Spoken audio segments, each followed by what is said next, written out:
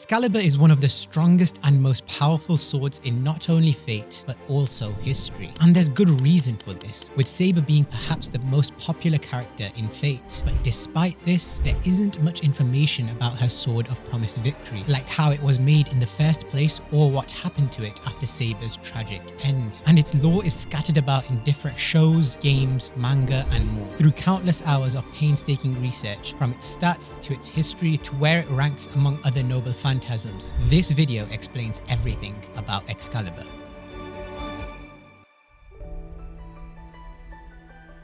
In Fate, Noble Phantasms are a powerful armament made using human imagination as their core. They embody the ultimate mysteries of a hero as symbols of their existence through historical fact and anecdotes. They can be physical weapons like swords, spears, and bows, or support items like shields. They can even be abstractions like magical abilities. All Noble Phantasms are said to originate from Gilgamesh's Gate of Babylon, where they existed as prototypes before being passed down through history and becoming objects of faith that act as the foundations for the heroic spirit's legend. That being said, there are a few weapons, such as divine constructs, which are created by higher beings, such as gods instead of humans, and as such, they are not found in Gilgamesh's treasury. And while most servants only possess one Noble Phantasm, there are some who have 2 or 3, with Perseus being granted 5 during his lifetime, the most of any hero in Greek mythology. The exception here is of course Gilgamesh, who possesses an unlimited amount in his Gate of Babylon.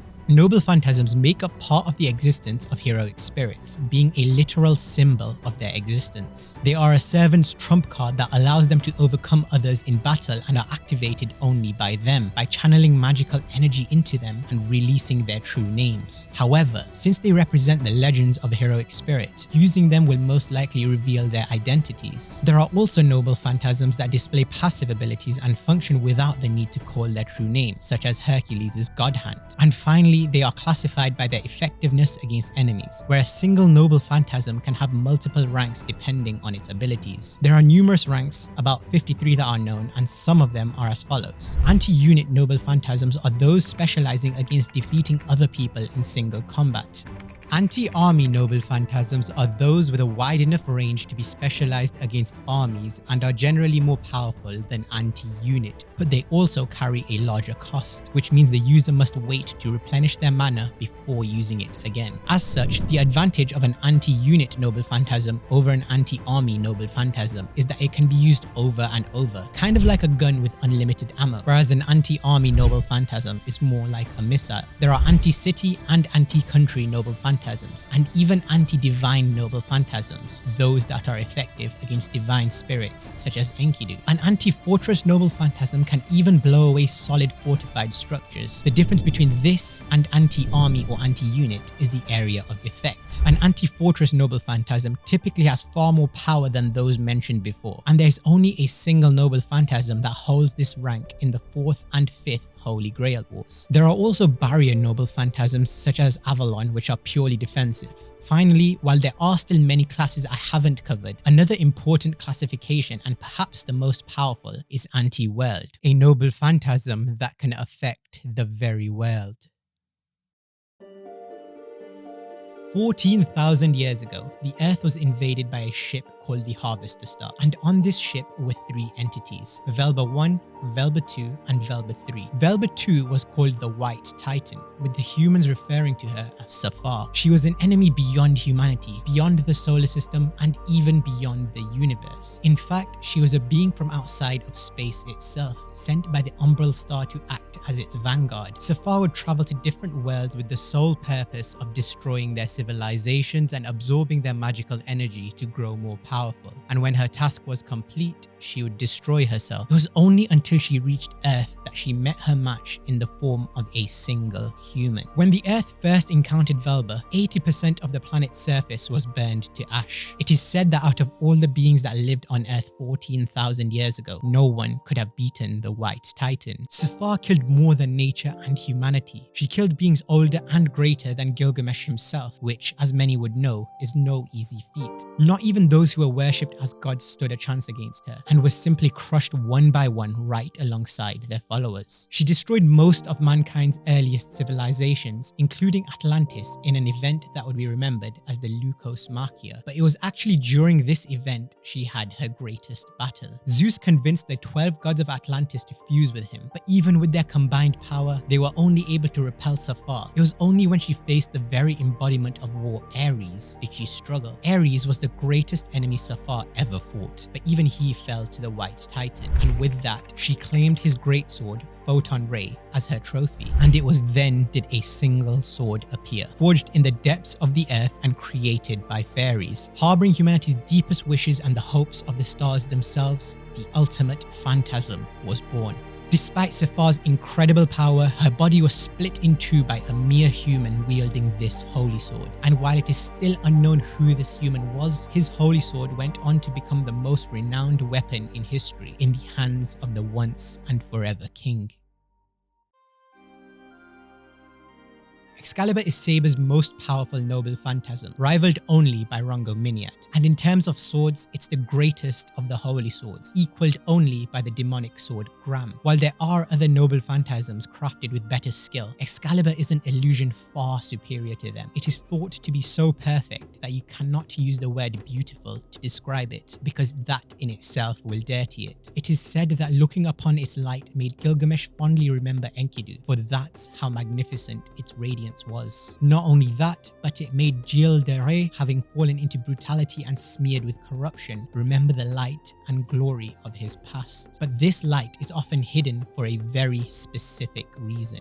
Excalibur was given to Arturia by Vivian, the Lady of the Lake, but it wasn't the only thing given to her. She also received its sheath Avalon and the Holy Lance Rongominiat. I'll be making a separate video on these weapons in the future, but for now it's important to know that despite Excalibur's immense power, Avalon is still more valuable to Arturia, for it provides her with immortality. When Arturia lost Avalon, she replaced it with Invisible Air, which she continued to use during the Holy Grail Wars. It's typically advantageous for a servant to hide their identity, and Invisible Air not only protected her identity, but it also meant that her sword's length was a mystery, making it far more difficult for her opponent to defend against. But the main reason for hiding her blade isn't for an advantage in battle. Usually it takes time to figure out the noble phantasms and identities of other servants, but Diermude was able to deduce Arturia's identity as King Arthur by merely glancing at her sword. He claims that any heroic spirit that has traversed time and space to join the Holy Grail Wars would never mistake her golden sword for any other. As such, it's no surprise that Arturia keeps the blade hidden, although as you'll see later,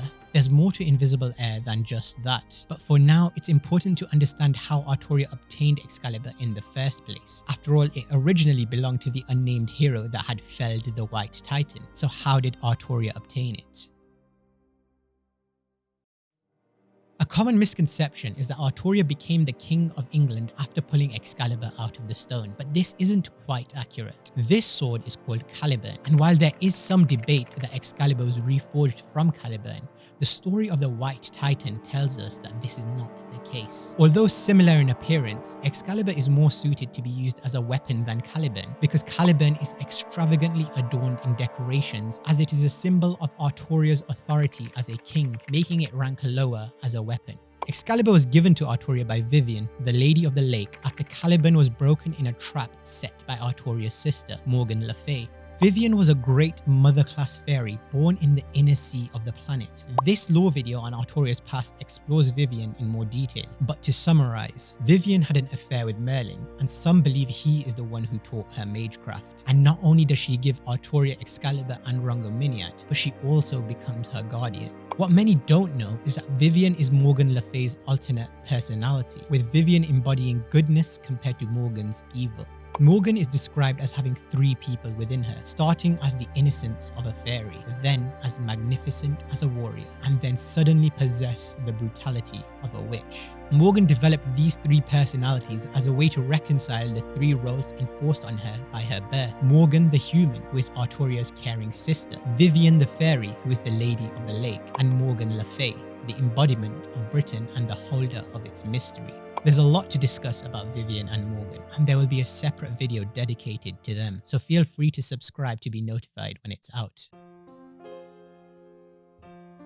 Excalibur measures threats to human history, and the Earth supplies the sword with energy depending on the level of the threat. In essence, it is the Earth's greatest defense. And as it is a divine construct, it is impossible to reproduce with projection, and is one of the few weapons even Gilgamesh does not possess in his Gate of Babylon. Excalibur amplifies its user's magical energy into offensive power before releasing it. In the case of Artoria, it converts her magical energy into light by amplifying it with her factor of the dragon. This means that the kinetic energy is intensified by convergence and acceleration, allowing her to use divine spirit level power. While the attack looks like a giant beam of light, the target point is only at the tip. Its enormous power heats up space around the tip, so it is seen as a wave of light that mows across the surface of the earth. And even if a person were to dodge it, the power is so intense that they may be temporarily distracted.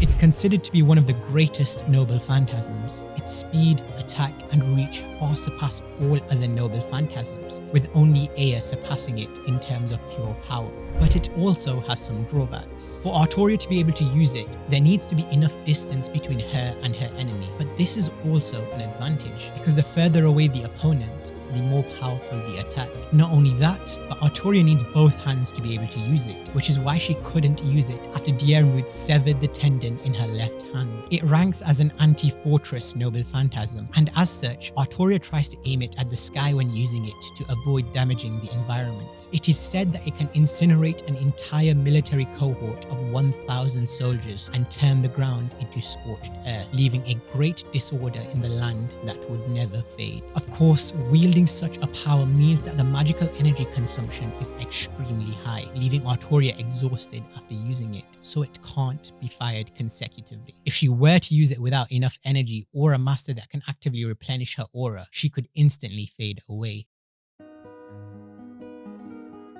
With how powerful Excalibur is and how strong its wielder is, it's difficult to believe that the great Artoria Pendragon could have ever fallen. It's indeed an incredibly tragic tale, filled with love and betrayal. The full story is told through the Garden of Avalon, which I've explained in detail in this video. But in any case, before her death, Artoria instructed her beloved knight Bedivere to return Excalibur to Vivian. And before doing so, it's revealed that Vivian was actually one of the fairies who arrived to bring Artoria to Avalon after she died. But that's a story for another video. If you enjoyed this video, please feel free to leave a like and subscribe. It really helps me out. And be sure to comment what fake weapon you have.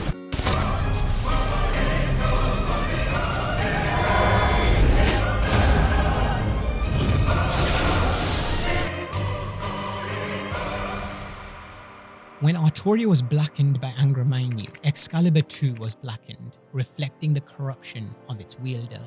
The black sword of ultimate light is no longer sheathed in invisible air, for it has no need of it. And due to its corruption and the enormous amount of magical energy provided by Sakura Mato, Artoria can fire this version of Excalibur without limit. It matters not if it is filled with good or stained by evil, because the fact it is the strongest holy sword has not changed.